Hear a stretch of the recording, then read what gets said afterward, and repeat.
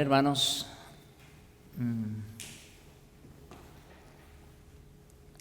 El tema el día de hoy pues es opuesto al caminar de muchos que dicen ser creyentes, porque como veremos, la fe no es algo de una vez, no es solamente una confesión, una declaración que se hace alguna vez cuando uno se bautiza. La fe es mucho más que eso. Entonces, vamos a estar en Hebreos capítulo 11, versículos del 5 al 6. Ese será nuestro texto de estudio. Hebreos 11, versículos 5 y 6. Leo para ustedes, dice: por la fe, Enoc fue traspuesto para no ver muerte, y no fue hallado porque lo traspuso Dios. Y antes que fuese traspuesto, tuvo testimonio de haber agradado a Dios. Pero sin fe es imposible agradar a Dios, porque es necesario que el que se acerca a Dios crea que le hay y que es galardonador de los que le buscan. Hoy vamos a ver un caso único, excepcional en las Escrituras. Ustedes ya saben. De Enoc no se dice mucho, solamente lo que aparece allá en el relato de Génesis, que se leyó hace un momento, lo que dice aquí en Hebreos, y una cita más que aparece por ahí en el libro de Judas. Pero bueno, siguiendo adelante, hermanos, con nuestro tema sobre la fe, ¿verdad?, que es el capítulo 11 de Hebreos. Hoy vamos a hablar de Enoc, caminar en la fe. El segundo héroe de la fe es Enoc. Mientras Abel, bueno, ustedes recuerdan, hace 15 días, ¿no?, hablamos de Abel adorando en la fe, de cómo este hombre, segundo, después de Caín, Caín era mayor, Abel menor, pero cómo este hombre le ofreció un sacrificio a Dios y Dios lo miró con agrado, ¿no es cierto? Porque había entendido y creído, no solo entendido, había creído que esa era la única manera de acercarse a Dios. Entonces, mientras Abel ilustra la adoración por la fe, que siempre debe venir primero, Enoc ilustra cómo caminar por la fe. Dios nunca pretendió que las obras fueran un camino mediante el cual los hombres llegaran a Él, en ninguna manera. Pretendía que las obras fueran más bien el resultado de la salvación, no un camino para ella. El hombre nunca ha sido capaz de acercarse a Dios sobre la base de sus obras. Más bien, Dios ha pretendido que las obras sean un producto de la salvación que los hombres recibieron cuando se acercaron a Él sobre la base de la fe. Esto es algo que ya hemos tratado otras veces, solamente estoy introduciendo el tema. Leemos otra vez en Génesis 5, 21 y al 24, cuando dice: vivió Enoc 65 años y engendró a Matusalén. Y caminó Enoc con Dios después que engendró a Matusalén 300 años. Y engendró hijos e hijas. Y fueron todos los días de Enoc 365 años. Caminó pues Enoc con Dios y desapareció porque le llevó Dios. Adán y Eva, hermanos, habían caminado y hablado con Dios en el huerto. Ellos también tuvieron esa gran oportunidad. Pero cuando cayeron, Dios los expulsó de allí y no volvieron a caminar con Él. Bueno, por lo menos en el sentido en que lo hacían antes, ¿no? Libremente, a la voz del aire en el día. El destino definitivo del hombre que se perdió en la caída se vuelve a vislumbrar con Enoc. Esto es sumamente interesante y me impactó mucho también. Ese destino o ese propósito para el cual Dios había creado al hombre, que se perdió en el Edén, vuelve a vislumbrarse con Enoc, quien ilustra para todos los hombres qué significa estar en comunión con Dios. Enoc, mis hermanos, deja esperanza para todo hombre que viva por la fe en Dios. Así que no está perdido todo. Es verdad, Adán nos dejó en una situación muy precaria, pero ese no tiene que ser el final. Hay esperanza. Y como digo, Enoc es la primera ilustración que tenemos de que eso puede cambiar. Además, hermanos, también vemos aquí un orden de progresión en el libro de Génesis. Este también es otro dato importante. Abel sabía que era adorar por la fe y lo hizo, como vimos la última vez. Pero en realidad no entendía el concepto de caminar con Dios. La revelación, como se ha dicho otras veces, en las Escrituras siempre es progresiva, viene de menos a más, ¿no es cierto? Entonces, en ese sentido, Abel recibió parte de la revelación, Enoc recibió más. Y así vamos a ir viendo conforme avancemos con estos hombres. Por supuesto, la fe de Enoc incluye todo lo que incluía la de Abel. Sin duda, Enoc debió haber ofrecido un sacrificio a Dios simbólico del sacrificio final de Cristo, porque el sacrificio es el único camino a la presencia de Dios. O sea, primero el acercarse a Dios, y la única manera en que el hombre se puede acercar a Dios es a través de un sacrificio. Así que Enoc pasó por ahí también. Pero Enoc fue un poco más allá. No podría haber caminado con Dios a menos que primero hubiera llegado a Dios. Y nadie puede llegar a Dios sin derramamiento de sangre. El principio no ha cambiado, como vemos, desde los días de Abel y Enoc hasta hoy. Sigue siendo lo mismo. ¿Cuál es la única forma en que el hombre se puede acercar de Dios?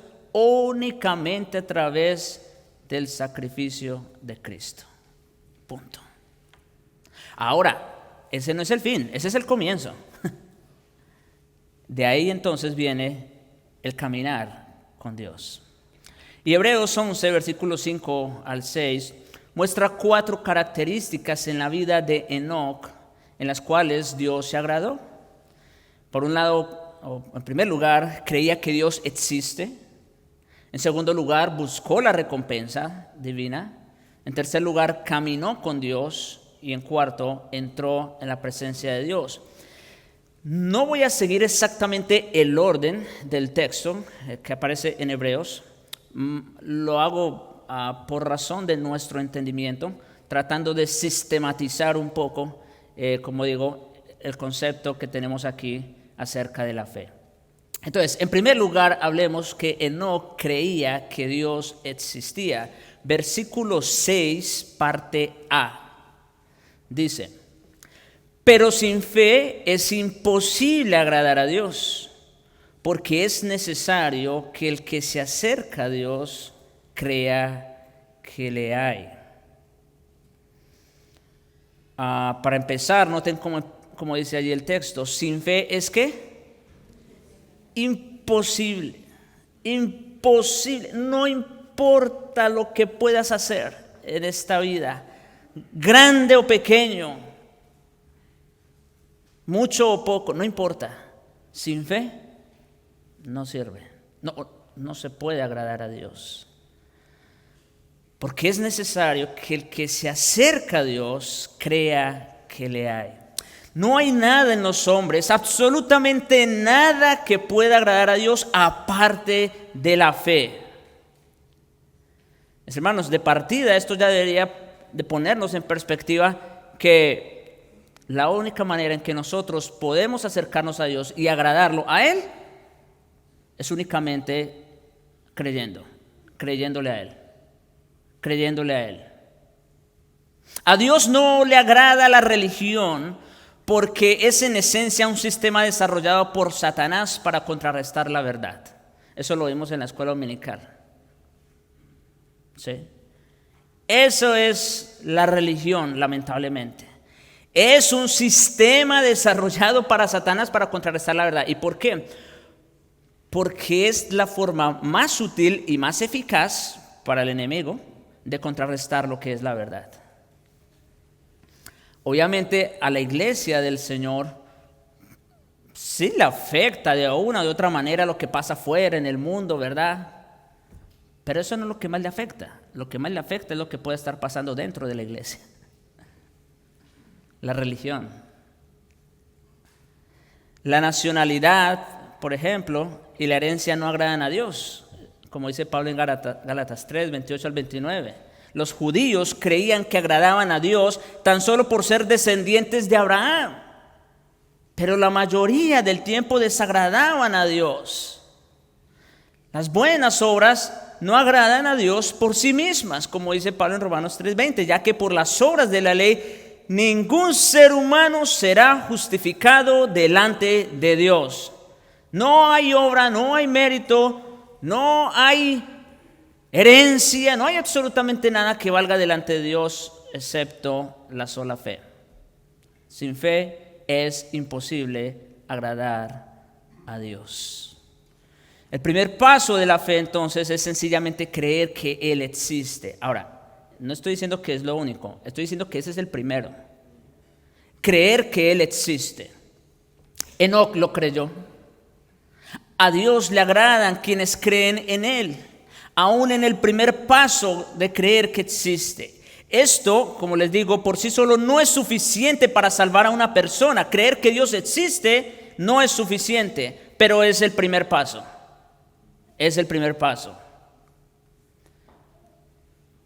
Creer que Dios existe, eso le agrada. El simple reconocimiento de alguna forma de deidad, algo así como el fundamento del ser, el que está arriba, cualquier otra imagen o idea que se tenga de Dios, no es el objeto para creer que aquí se tiene en mente. O sea, lo que estoy tratando de decir es que creer que Dios existe no es solamente tener una idea acerca de Dios, un concepto acerca de Dios. No, es realmente saber que Él es y que Él está ahí, presente. Lo único que cuenta es creer en la existencia del Dios verdadero, el Dios de las Escrituras. Noten, no es otra vez un Dios de mi imaginación. Y esto, hermanos, de hecho, va de acuerdo con lo que nos enseña el segundo mandamiento de la ley, del Decálogo, que dice: no te harás imagen ni ninguna semejanza de lo que está arriba en el cielo, abajo en la tierra. Noten, ahí ni siquiera está hablando de otros dioses, está hablando de hacernos una imagen acerca de quién es Dios. El problema es que no tenemos que hacernos ninguna imagen, ninguna idea acerca de quién es Dios, porque Dios se ha revelado a sí mismo en su palabra. Entonces, ¿quieres saber quién es Dios? Estudia las Escrituras. Ese es el Dios que se ha revelado a sí mismo. Y ese es el Dios en el cual debemos creer. Vale la pena decir que incluso la ciencia, que no pretende demostrar la existencia de Dios, aporta evidencia a su existencia. Por ejemplo, la ley de la causa y el efecto sostiene que para toda causa debe existir un efecto. Si usted va cada vez para atrás en las causas, llegará a la larga a una causa sin causa. Hermanos, y la única causa sin causa es Dios. ¿Se dan cuenta? La ciencia, que no pretende demostrar la existencia de Dios, da una evidencia de que Dios es y de que Dios existe. Y ese es el argumento que ya usó previamente el escritor de Hebreos en el capítulo 3, versículo 4. Porque toda cosa es hecha por alguno. Todo, ya sabemos lo que existe.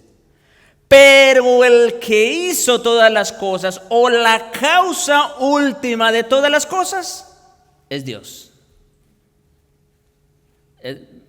Es un argumento que tenemos en las Escrituras. De acuerdo, por ejemplo, también con la ley de la entropía, el universo está agotándose o está reduciéndose. Si se está agotando, eso quiere decir que no es autosostenible, porque por algo se está reduciendo o se está agotando. Debió haber tenido un comienzo y entonces estamos de vuelta a la causa sin causa. Debe haber una primera causa y solo Dios califica para ella. No puede haber nada aparte de Dios. Pablo lo dijo también en el Areópago, de quien provienen todas las cosas y que todas las cosas por Él subsisten. La ciencia, hermanos, no puede demostrar a Dios, pero da una evidencia abrumadora de un diseñador y sustentador avanzado cuyas funciones solo puede cumplir Dios. Pero al igual que la ciencia, la razón tampoco puede demostrar a Dios. Pero como la ciencia, la razón aporta gran cantidad de evidencia a su favor. Mis hermanos, estos son solo un ejemplo, ¿verdad? Para ver cuán necio es negar la existencia de Dios. El hombre, por ejemplo, es un ser personal, consciente, racional, creativo y volitivo. O sea, que tiene las facultades de pensar, de sentir y de tomar decisiones. No es concebible que haya llegado a ser eso que es por accidente o producto de una evolución inconsciente. No es concebible. O que su creador sea algo menos que un ser personal, consciente, racional y creativo. Creer que un humano personal, pensante y con capacidad de tomar decisiones se pudo haber desarrollado de una ameba, de un barro, cualquier cosa, pues no tiene sentido. Sin embargo, hermanos, a pesar de toda la evidencia natural y científica y racional de Dios, o sea, lo que acabo de decir, hablé un poquito de lo que la evidencia aporta en cuanto a la existencia de Dios, la razón aporta a la existencia de Dios. No necesitamos las evidencias. Esas evidencias lo que hacen es confirmar lo que ya está escrito. ¿Sí? Porque al final de cuentas, reconocer a Dios sigue siendo un asunto de fe. No importa, miren, la fe, así como no es un asunto de obras, tampoco es un asunto de evidencias. Tú puedes tener todas las evidencias a favor de algo y aún así ser un necio y no creer. La demostración es posterior a la fe. Como dice Juan en su primera carta, capítulo 5, verso 10, el que cree en el Hijo de Dios tiene el testimonio en sí mismo. ¿Ven? No necesitamos todas estas pruebas para creer que Dios existe. No las necesitamos. Ya tenemos testimonio de Dios dentro de nosotros mismos, por el Espíritu y por su palabra. Enoc, hermanos, un hombre tan primitivo como Enoc, no necesitó pruebas científicas o racionales de la existencia de Dios para creer en Él. El testimonio del Espíritu Santo en el corazón de los creyentes es infinitamente mayor prueba de la existencia de Dios que las conclusiones cualesquiera de un experimento de laboratorio para la validez de una teoría científica. Eso es mucho más fuerte. Ahora, ya vimos entonces, por un lado, Enoc creyó que Dios existía. Y ese es el punto de partida de todo creyente, creer que Él es. Ahora, llama la atención, antes de seguir, si hablamos de un ateo, un escéptico, etc., en el momento que esa persona llega a la fe, o sea, a creer en el Evangelio, en el Señor Jesucristo, esa persona, si es realmente creyente, esa persona no tiene que seguir luchando con sus otros argumentos en cuanto a la existencia de Dios ni nada por el estilo. ¿Por qué? Todos sus argumentos en el mismo instante que cree el Evangelio, todos sus argumentos se derrumban. Eso es, hermanos, lo que hace la fe. Y por eso, como dice Pablo también, yo sé que para algunos esto es locura, ¿no es cierto? Esto es locura, pero para los que creen, Cristo es poder de Dios y sabiduría de Dios. En segundo lugar, Enoc buscó la recompensa. Ya vimos que creyó que Dios existía, pero también buscó la recompensa, versículo 6, parte B, y que es galardonador de los que le buscan. No es suficiente creer tan solo que Dios existe. Para agradarlo, también es necesario creer que es moral y justo. Moral y justo. Y que recompensará la fe en Él como lo ha prometido. Y subrayo esa palabra porque luego vamos a ver un poco más en eso de los pactos, pero Dios no está obligado en recompensar al hombre en ninguna manera. Dios no tiene esa obligación. Si Él lo hace es simplemente por un acto de condescendencia, como un acto de misericordia de su parte, porque Él así lo ha prometido. Entonces, Enoc tuvo esa fe, tuvo esa confianza en algo que Dios había prometido. Debemos, hermanos, reconocer que Dios es un Dios de gracia, un Dios personal, un Dios amoroso y un Dios justo para quienes le buscan. Enoc creyó esto dentro de la revelación que tenía. No creía que Dios era solamente una gran fuerza cósmica o impersonal, como algunos la llaman. Creía y conocía a Dios de manera personal y amorosa. No se puede caminar solamente con la idea de alguien o de algo. Caminar así sería una locura. No, cuando dice que no caminaba con Dios es que realmente él estaba experimentando comunión con el verdadero Dios durante esos 300 años. Un Dios al que conocía como justo, amoroso, misericordioso, perdonador. No es suficiente solo con postular a Dios. Einstein dijo, ciertamente hay un Dios. Noten, una de las mentes más brillantes en la historia llegó a reconocer la existencia de Dios. Ese era el primer paso, dijimos, pero no es el único, ¿recuerdan?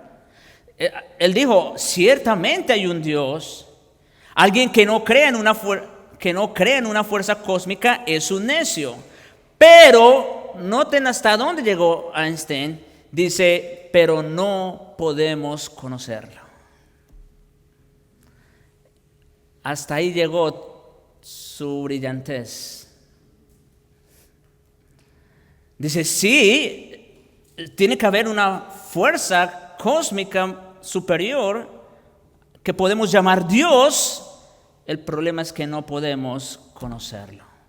Bueno, en parte tiene razón, porque nadie por su propia cuenta conoce a Dios, pero no conocía toda la verdad, porque sí podemos conocer a Dios. De hecho, para poder agradarlo debemos creer que es personal, conocible, amoroso, moral.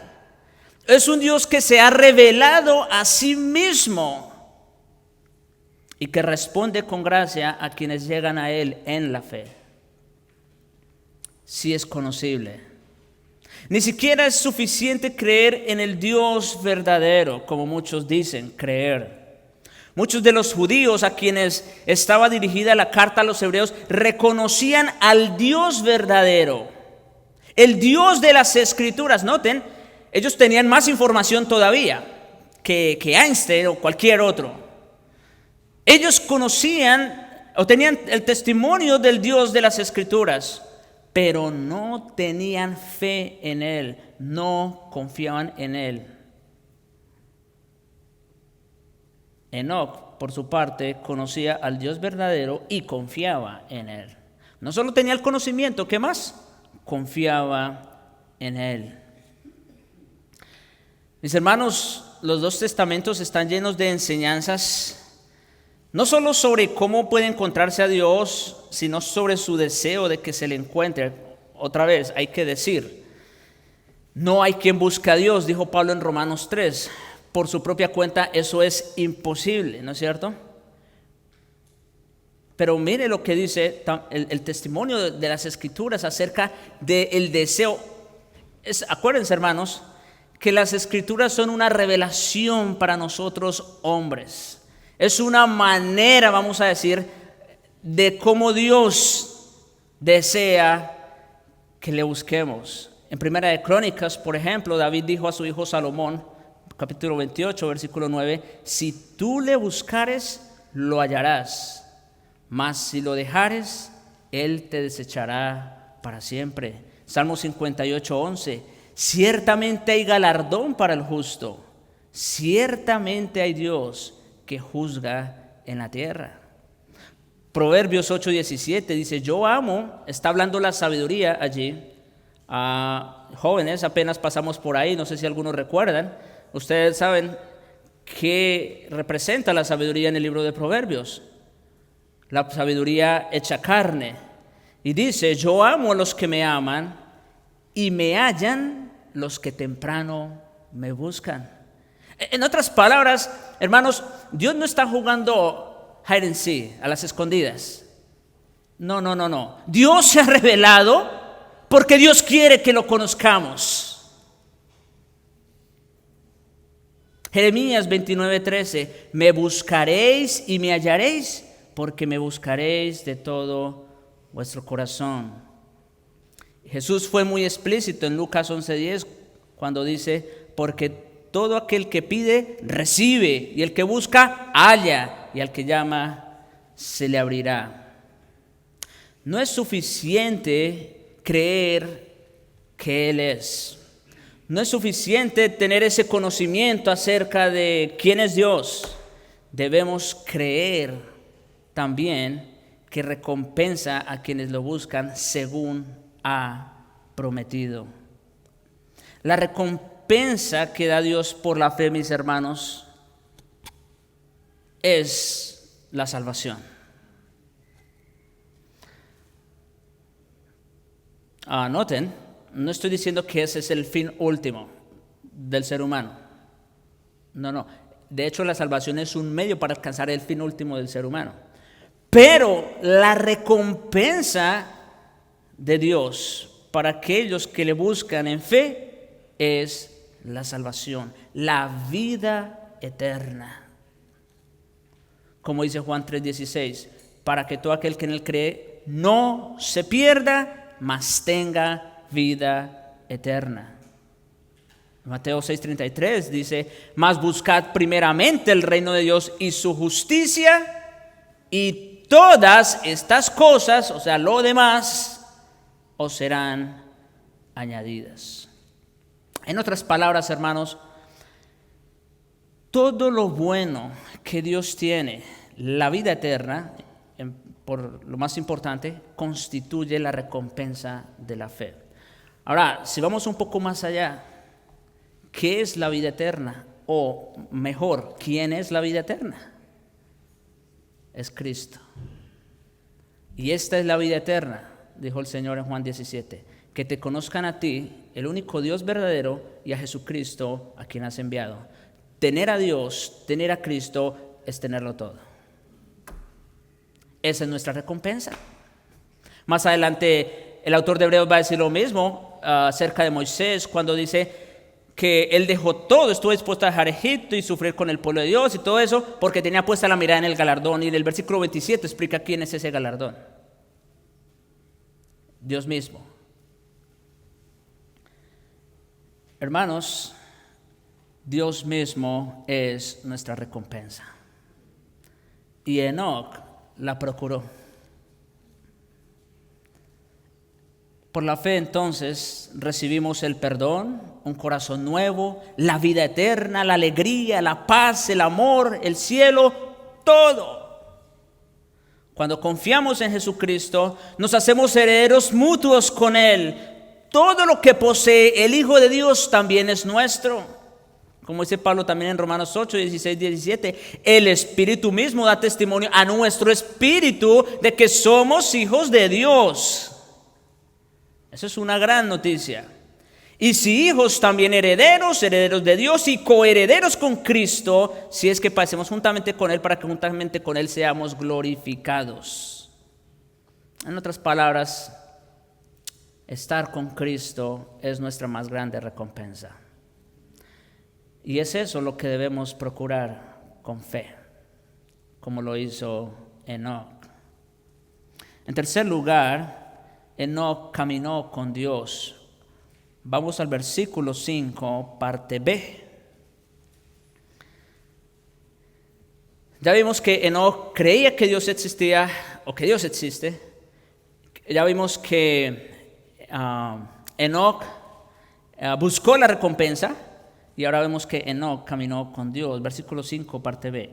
Y antes que fuese traspuesto, tuvo testimonio de haber agradado a Dios.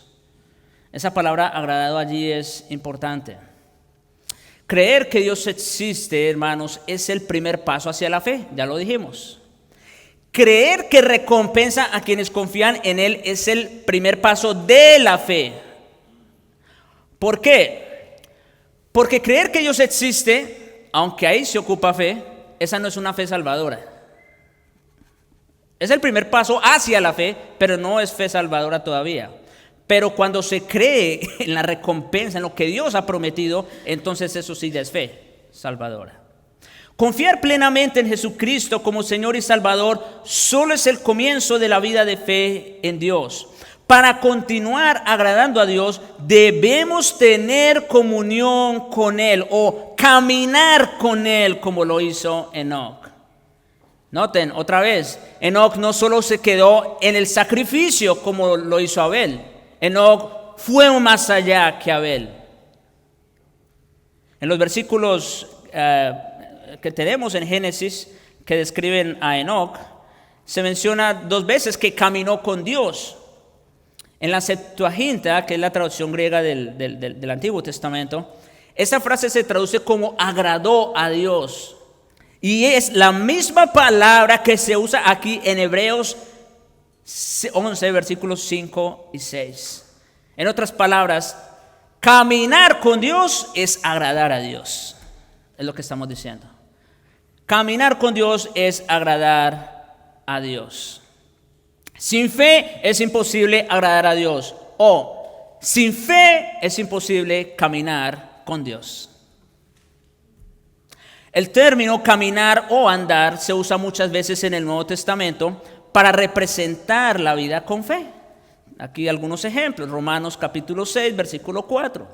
Porque somos sepultados juntamente con Él para muerte por el bautismo, a fin de que también nosotros andemos, andar, caminar. ¿En qué? En vida nueva. 2 Corintios 5, 7. Por fe andamos, no por vista, es por fe. Gálatas 5, 16. Andad o caminad en el Espíritu y no satisfagáis los deseos de la carne. Aquí vemos un contraste, ¿no? Entre caminar en fe y caminar para complacernos a nosotros mismos, ¿no es verdad? Efesios 5:2, andad o caminad en amor, como también Cristo nos amó y se entregó a sí mismo por nosotros.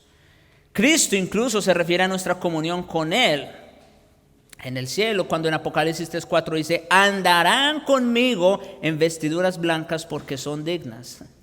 O sea, mientras andemos con Cristo, mientras estemos en esta tierra, eso es un adelanto, vamos a decir, de lo que será cuando estemos con Cristo en la nueva creación.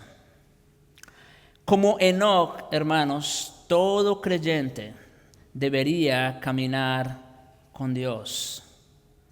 cada día que esté sobre la tierra. Cuando estemos en el cielo vamos a caminar con Él para siempre. Es la promesa. Es la promesa. Ahora, rápidamente vamos a ver. Caminar con Dios implica varias cosas que deben suceder en la persona. Sí. Ya se ha dicho en parte, ¿no?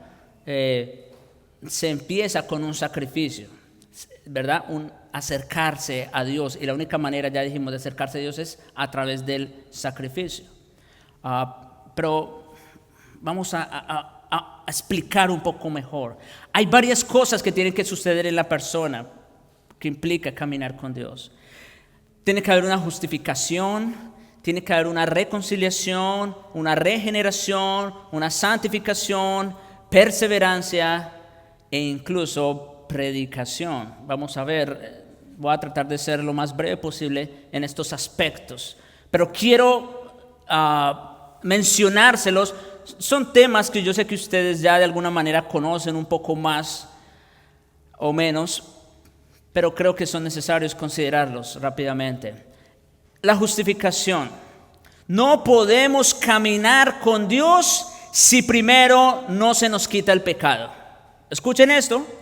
No podemos caminar con Dios si no se nos quita el pecado. El hecho de que una persona camine con Dios significa que Él le ha perdonado su pecado y entonces ha quedado justificado y Dios lo cuenta como justo.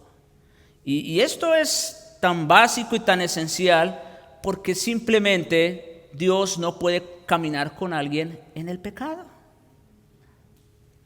Así de sencillo. Muy limpio eres de ojos, dice Habacuc, para ver el mal.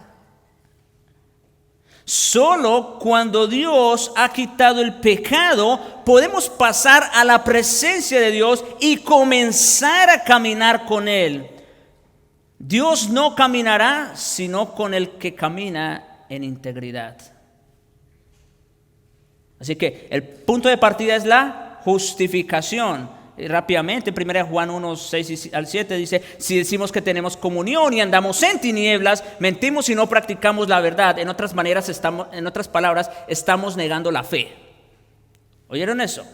Si decimos que tenemos comunión con Él o que caminamos, acuérdense, eso es lo que estamos hablando ahorita, que caminamos con Él, pero andamos en tinieblas, mentimos y no practicamos la verdad. El punto de partida, la justificación. Tiene que haber una remoción del pecado y de la culpa antes de que Dios pueda caminar con alguien.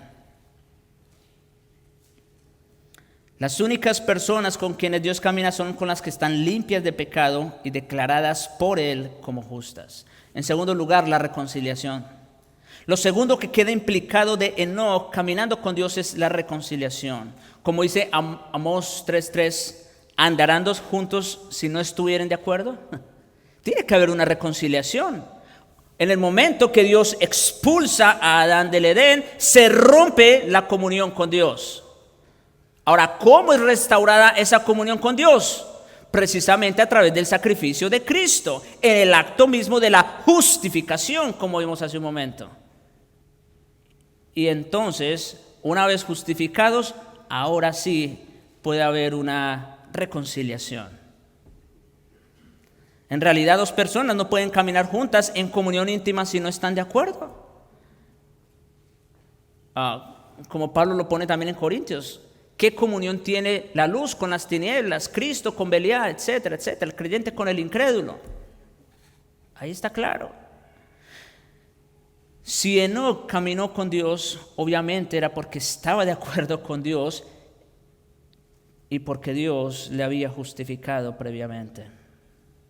En otras palabras, Dios, al igual que pasó con Abel, Dios también miró con agrado el sacrificio de Enoc.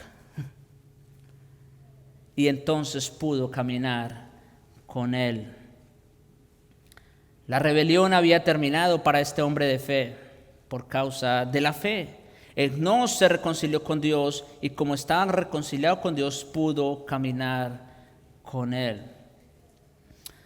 Y lo mismo se puede decir de todos los creyentes, que antes éramos por naturaleza hijos de ira, lo mismo que los demás.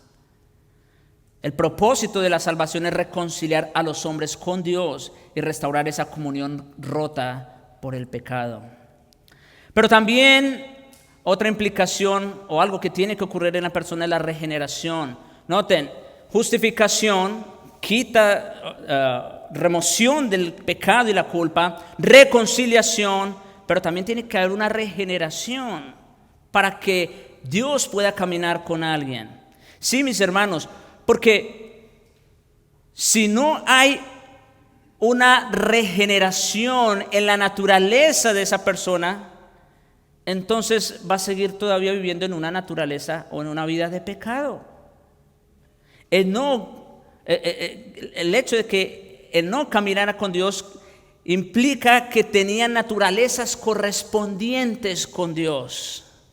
Naturalezas correspondientes. Para el incrédulo es imposible tener comunión con Dios, como dije hace un momento, por razón de que su naturaleza es diferente a la divina.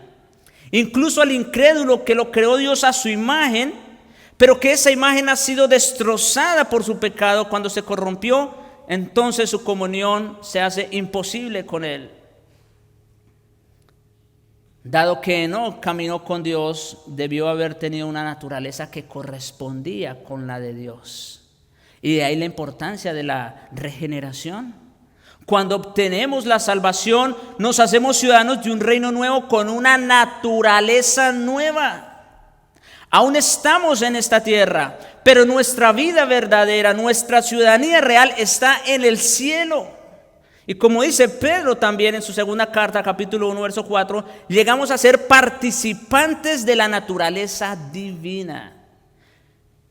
Hermanos, yo sé que estamos abundando un poco sobre esto, pero es importante que lo sepamos.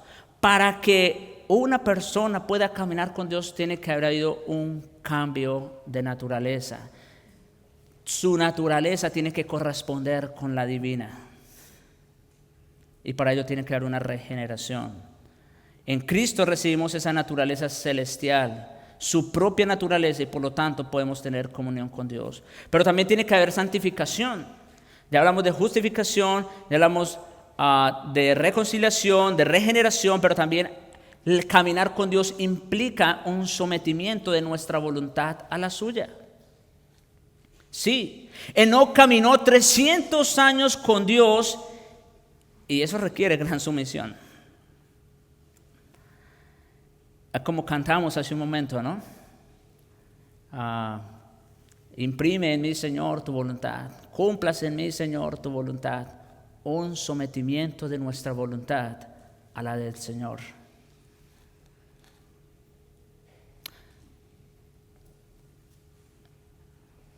Esto tiene que ver con una entrega voluntaria y gozosa de nuestra voluntad a la suya. Como dice Juan en su segunda carta, versículo 6, y este es el amor, que andemos según sus mandamientos. Noten, el amor y la ley no se contradicen. Ya lo hemos dicho otras veces.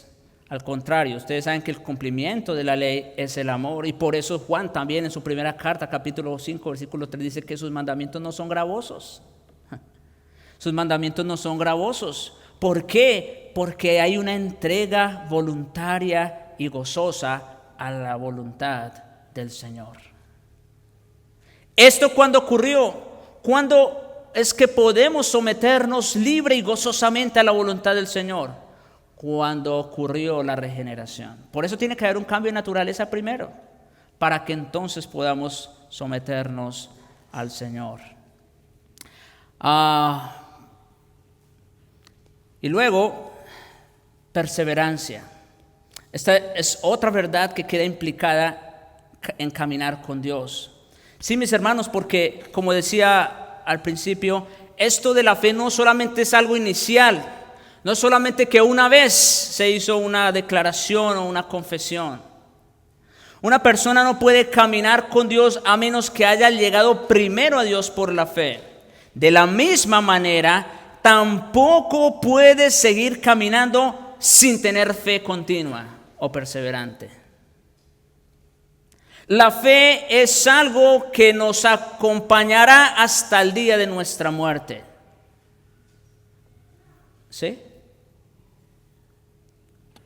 Por eso les decía, caminar en la fe, en el título es importante, es lo opuesto a caminar de otra manera, a caminar para satisfacernos a nosotros mismos, a caminar por las obras, a caminar por cualquier otro sistema. Por fe andamos, como dice Pablo, y no por vista. Enoc creyó en Dios y siguió creyendo a Dios. La fe, hermanos, es algo continuo. No podía haber caminado con Dios por 300 años sin confiar en Dios durante todo ese tiempo. Mis hermanos, yo sé que, cuando hablamos de la fe, yo quiero ser enfático en esto, porque si no vemos en nosotros una fe perseverante, si no hay una continuidad en nuestra fe, es muy probable que entonces no haya fe verdadera. Y en ese sentido, o en ese orden de ideas, es muy probable que tarde que temprano vayas a apostatar de la fe. ¿Se dan cuenta de la importancia de lo que vamos diciendo? De la continuidad de la fe. O sea, una persona puede estar años en el Evangelio, años congregándose en una iglesia. Eso no es garantía de nada. Personas, y no estoy haciendo alusión a nadie en este momento, pero personas que han llevado mucho tiempo en una iglesia bautista y reformada han apostatado de la fe. Eso nos ha pasado incluso en nuestra propia iglesia. ¿Por qué? Porque no hay perseverancia en ello. Enoc, hermanos, nunca vio a Dios, literalmente. Caminó con Él aunque no lo veía, pero creyó que Él estaba allí. Y algo más, una implicación más, tiene que ver con la predicación. Y como nosotros sabemos, yo sé que, hay varias maneras de entender la predicación, ¿no es cierto? Está, vamos a decir, lo que se llama la predicación informal de la palabra de Dios, que tiene que ver con la gran comisión, ¿verdad?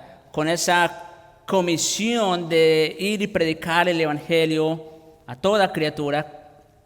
Pero también hay algo que se llama la predicación formal, que es, ¿verdad?, pararse frente a la congregación y presentar el evangelio. Bueno, sea cual sea el tipo de predicación, hermanos, de lo que sí podemos saber también, o estar seguros, es que Enoc, hermanos, predicó para Dios. Y eso lo aprendemos de Judas precisamente. La única referencia que tenemos por allá en el libro de Judas dice en el versículo 14 y 15, de estos también profetizó Enoc.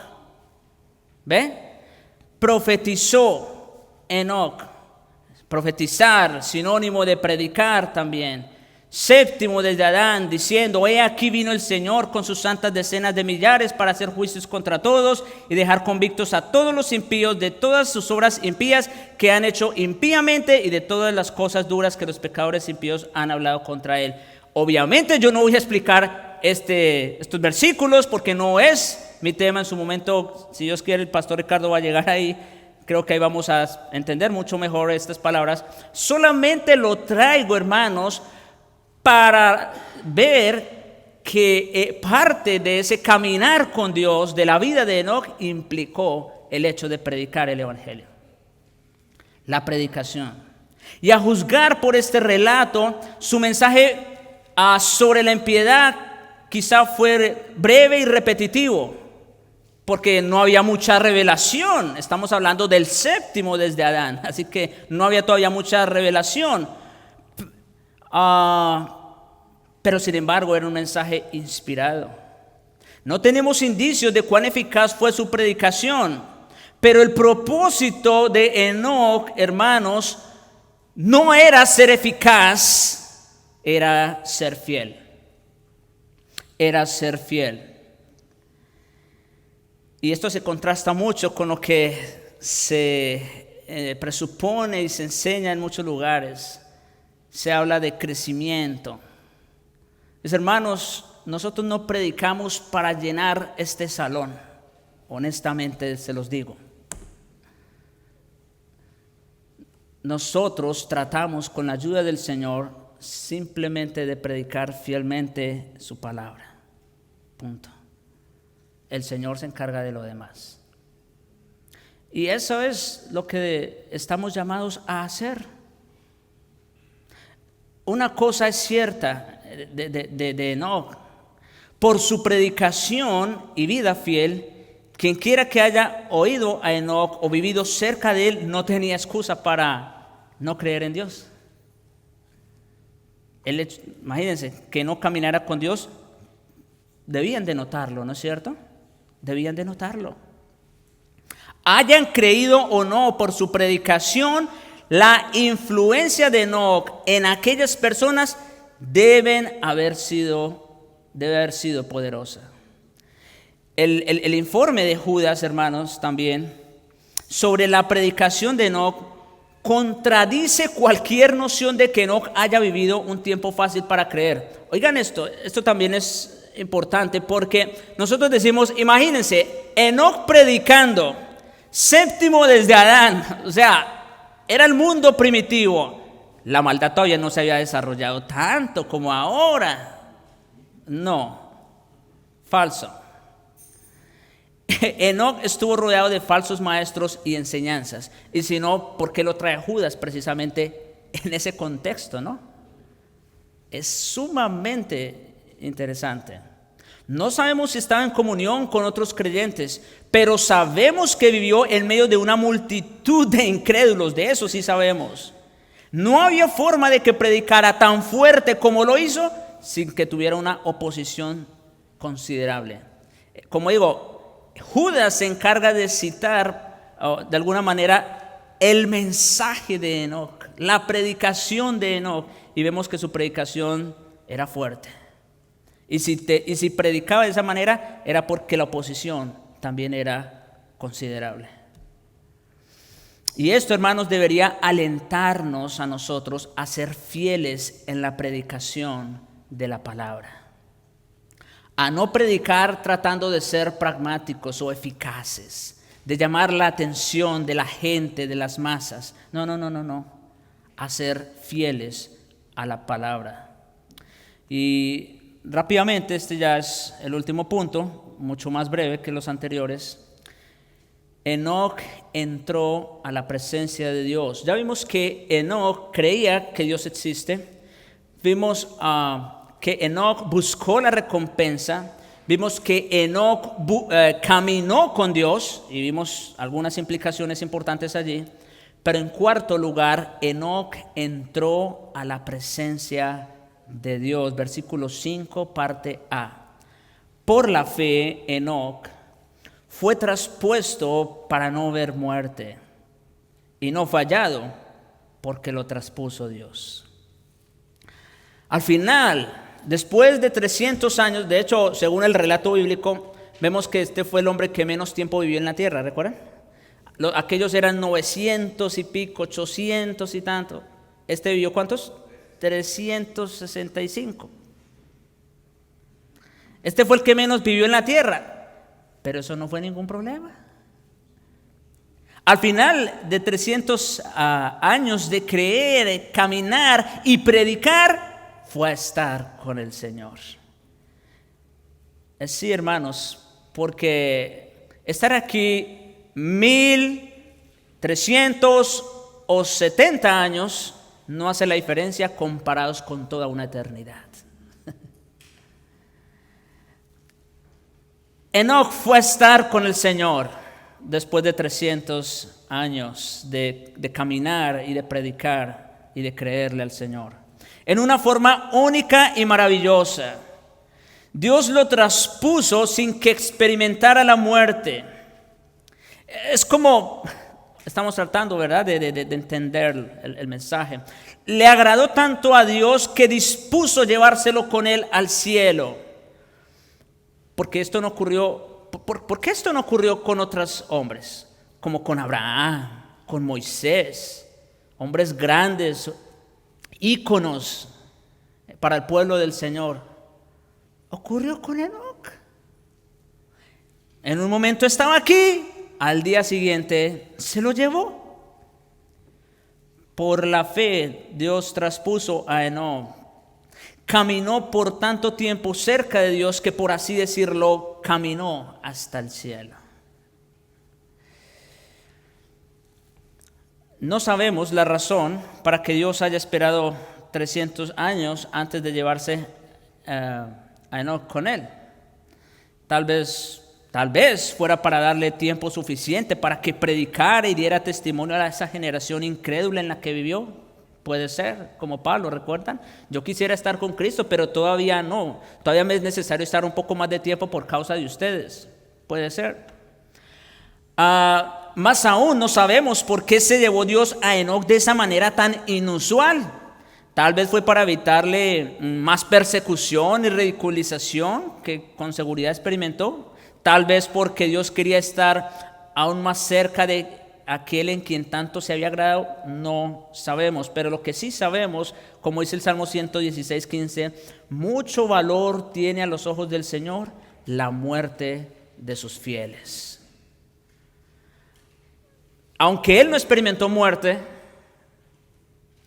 el Señor se agradó en él y así mismo se lo llevó.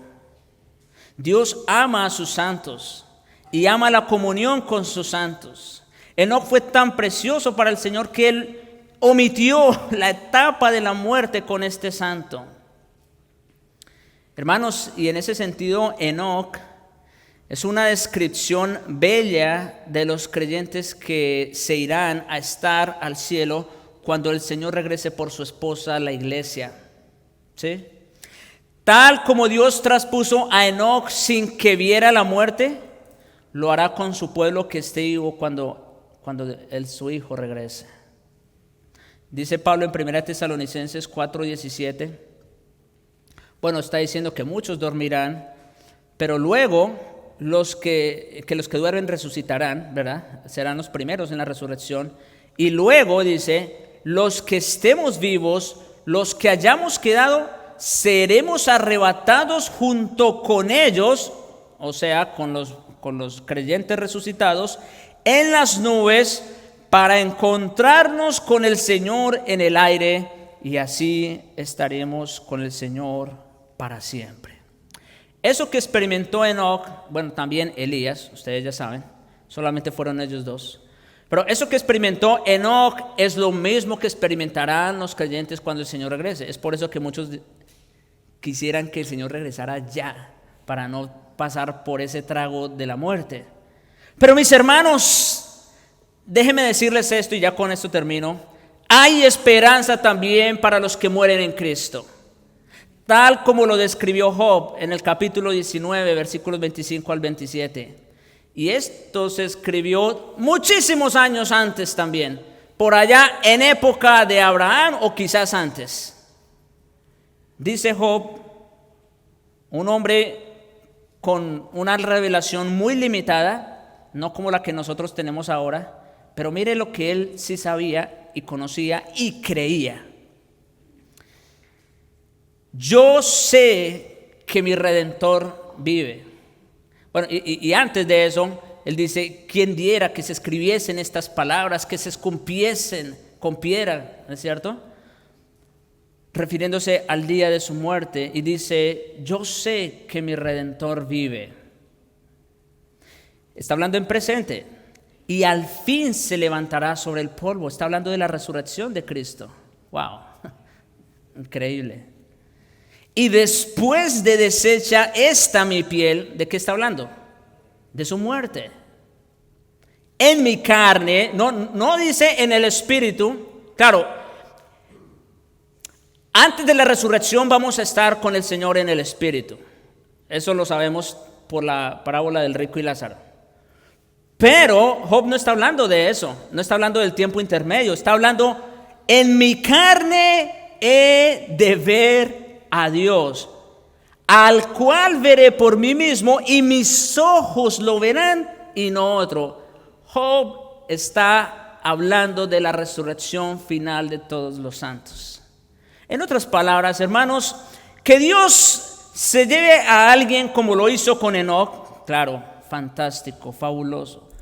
Pero la mayoría, bueno, todos, excepto Enoc y Elías, todos, o los que estén cuando Cristo regrese, todos vamos a pasar por la muerte. Pero hermanos, eso no es ningún problema para nosotros, porque cuando venga el día de la muerte, entonces también será nuestro mejor día.